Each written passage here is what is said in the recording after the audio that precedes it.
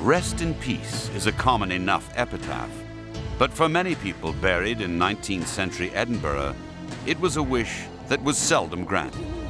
On dark, moonless nights, shadowy figures worked among the graves, digging up freshly buried corpses. These were the body snatchers, although their ability to raise the dead gave rise to the nickname resurrectionists. Oddly enough, the practice was actually encouraged by respectable eminent surgeons such as Dr. Robert Knox. As one of the foremost anatomists of the day, Dr. Knox's classes in Edinburgh were always packed. Up to 500 eager surgeons would watch him perform dissections in this very lecture theater. His problem was finding enough bodies for these demonstrations. This price list shows what students of the day paid for the privilege of cutting up a fresh corpse.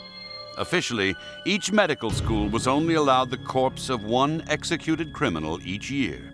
But unofficially, body snatchers carried on their sinister trade to make sure supply met demand. Of course, the public were outraged, and many took steps to protect their deceased loved ones.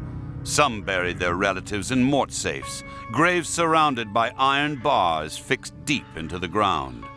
Others used self-sealing iron coffins that could not be broken into.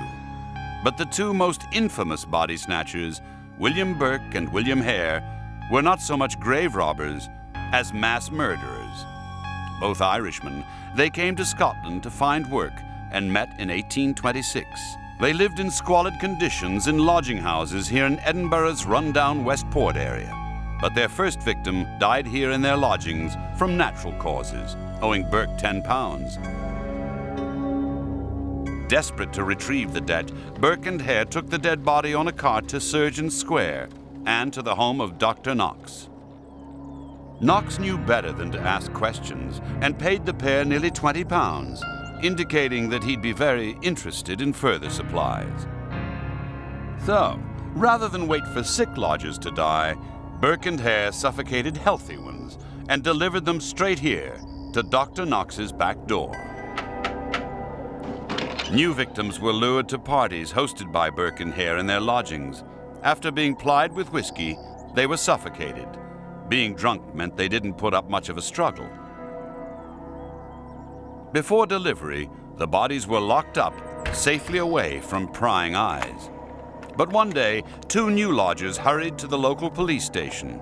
They'd found a dead body carelessly hidden in their own room. Burke and Hare was soon arrested and held here in Carlton Jail. Here, Hare agreed to testify against Burke in return for immunity. The trial lasted just one day, and Burke was convicted of murder.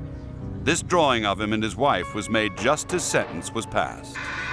Burke was hanged before 25,000 people on January 28, 1829. He'd confessed to 16 slayings.